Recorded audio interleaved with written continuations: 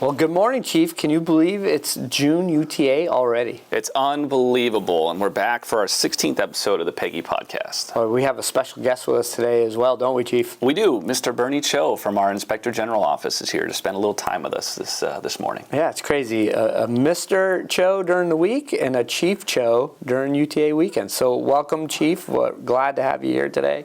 And I think we're going to talk with Mr. Cho towards the end of the podcast. We sure are. We got a lot to cover and about 14 and a half minutes to get through this roller coaster. All right, great. Well, let's take a quick minute to look back at the May UTA. It seems like it was months ago, but it was only 3 weeks ago. So a lot was accomplished over that UTA. Not to be forgotten was our block training. So really want to thank the great attitudes that our airmen had, but also everyone that helped put on the block training for the May UTAs. We got a ton of training done.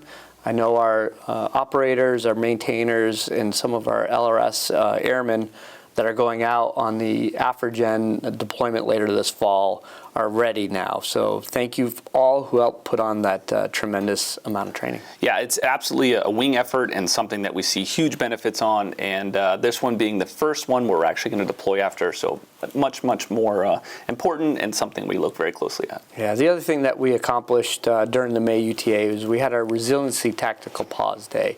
And I just want to say what a great event that was. The Gary Sinise Foundation had two incredible facilitators, Chase and Nate, that came in, and really I was blown away with their professionalism, but their abilities to elaborate and talk to our airmen about those soft skill sets that are so important when you come back from a deployment and reintegrate with your family, your friends, and also your employers. So they did a tremendous job. And I just want to say thank you to Miss Brittany Smith, who helped facilitate that and really had an outstanding event. Absolutely wonderful event.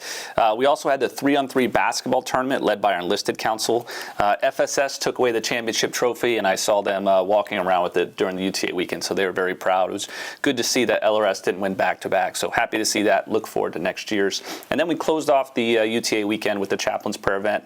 An excellent event with a great guest speaker.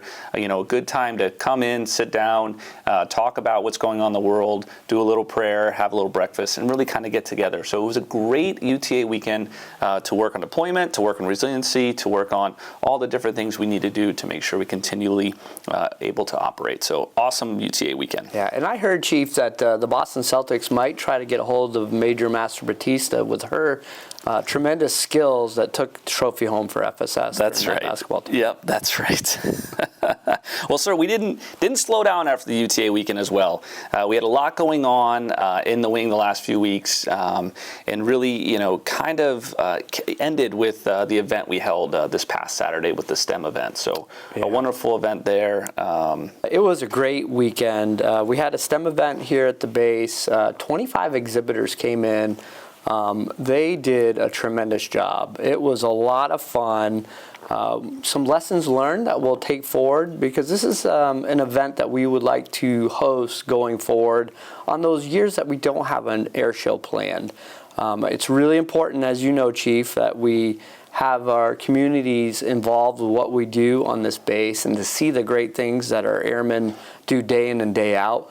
And these types of outreach programs are exactly what we need to continue to do, because there's a lot of excitement out there. And to see those smiles on the face of the young folks that we have in over the weekend, and also some of us older generations that were taking part of the STEM event, it was really something else. Yeah, it was a great event. A lot of kids out there. Like I said, I think Oric Vaughn really won the day in his little flight suit. But these events, they plant the seed, they pay dividends. There are members in our unit right now that are currently serving because of events like this. So a wonderful event, great volunteer opportunities for all the folks that came out and supported that. Thank you to defenders, thank you to maintenance, and really Captain Starkweather, who was the POC behind it, pulling all the strings in the background. So good wing involvement, great team event. Yeah, it was a success. The only negative feedback that I've heard is that we had a robotic dog. So So don't worry, Pack. We're not going to try to replace you with that robotic dog that was here over the weekend. Sparky was creepy. All right. Last week, we also had our Day of Caring event where the TAG authorized up to 8 hours for us to go out in the community and combat food insecurity. So had a group of individuals go off and support Gather here in the Portsmouth area and really build some raised garden beds as well as clean them up and prep for the season. So great event. Love getting out in the community. Gather has invited us back for their harvest season so we can help pick some of those plants that we've helped prepare. And then a whole group of folks in Manchester, about 62, donated their time at the food bank there. So awesome event for the New Hampshire National Guard to get out in the community and help combat food insecurity. Yeah, and you were able to take some of those skill sets that you honed over that Day of Caring, and you brought those right back for our base cleanup day that we had last Friday. Yes. The base, first of all, looks amazing. The base looks really, really good. Very green thanks to all the rain. But yep, the units went out, cleaned up, policed their areas, did a great job. The base looks amazing. So I always look forward to the base looking good and making sure we take a little relief off our CE and our state workers and really take pride in what is our home. Yeah, and thanks for bringing that up. Just a quick shout out to Sergeant Harper and his team, all of our wonderful state employees that help keep this base operating day in and day out. They were there helping our airmen, whether it's bringing mulch or taking away some of the debris that we cleaned up. So again, big thank you to all that took part in the event, and also for our amazing employees that help keep this base just chugging right along, Chief. That's right. Sir, we also supported some state partnership programs. I don't know if you want to touch on those. Yeah, we did. So 2 events with both of our state partnerships, El Salvador and Cabo Verde. We sent down a KC-46 and some Air and Army soldiers down to support their 200th military anniversary. They supported with a flyover event, but they also did a half marathon. So we had some airmen on the base that took part. And from everyone that came back and shared the stories, they just had a wonderful time. Again, that mill-to-mill engagements are so important. We also hosted 3 members from Cabo Verde.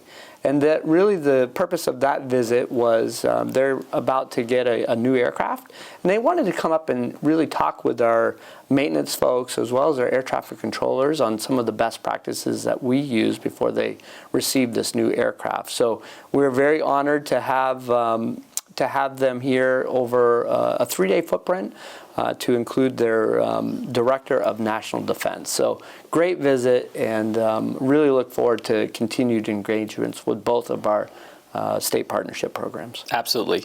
And we also want to take a moment and thank one of our very own Airman First Class Dong from our aircrew flight equipment section was able in the right place at the right time and saved a life out in the community. So he's a police officer on the outside, a DSG here, and he really contributed his reaction to his training on the civilian side and the TCCC he just received. So the story's out there. It's got nationwide recognition, and we want to say thank you to Airman Dong, and thank you to all our airmen that continually go out there and impress us outside the gate. So it's been a busy couple of weeks, sir, and as we look forward, we have some events on the schedule as well. So we know looking forward, we'll talk about the capstone here in a second, but we know starting the 4th of June, we're going to host an ALS course right here on Pease, 4 guardsmen and 12 active duty members to go through that. We're also going to have the tag match. We have a team going down the 6th through 8th of June to support that, with the POC being Tech Sergeant Connor Cuneo from maintenance and then Major Rodriguez from the comm squadron.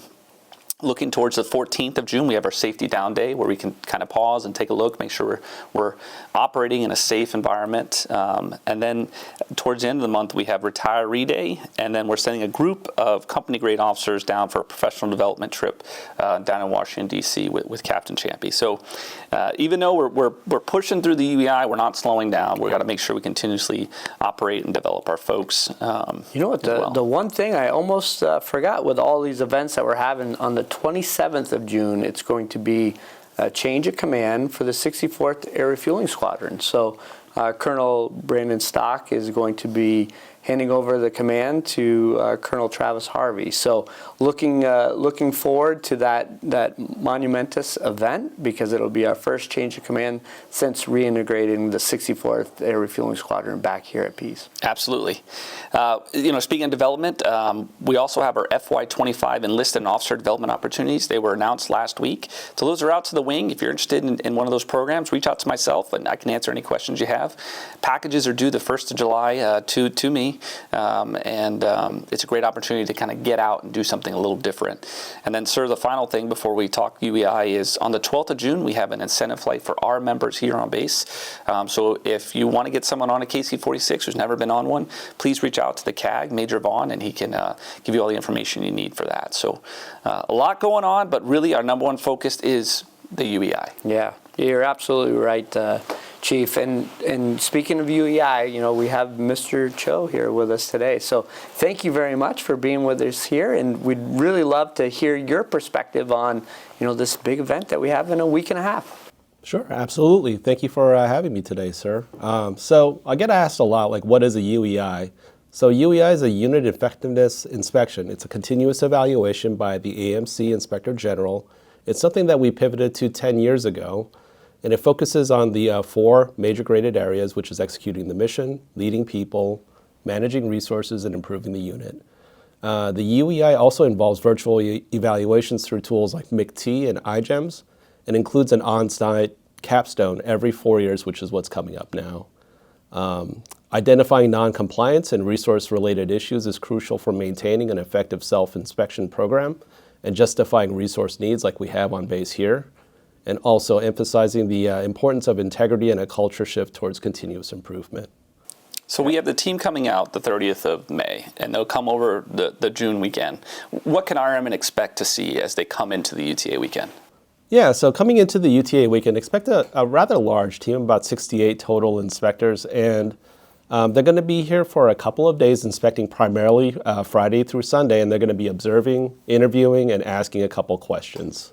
Another question that I get quite often is how can our airmen from the youngest enlisted to the most senior leaders be prepared?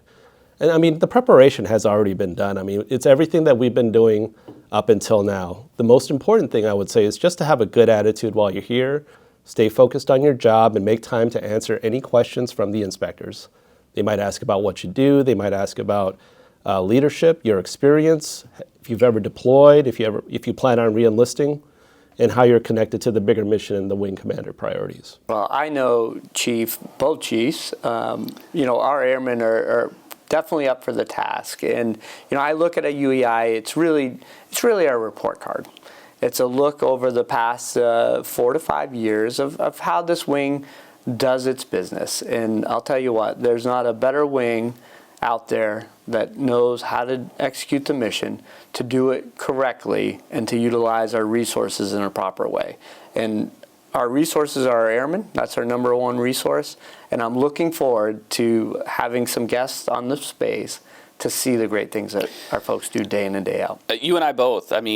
Just the opportunity to tell our story. I think it'd be really hard to find another unit over the last 5 years that really had to bed down a major weapon system, completely relearn how to operate in a new world while handling COVID operations, while handling deployments, while doing all of these things and at a high level. So, we're easily fill up, hours and hours and hours to talking about all the great things our airmen do. So looking forward to brag about our airmen, looking forward to brag about the wing, looking forward to putting this in the rearview mirror.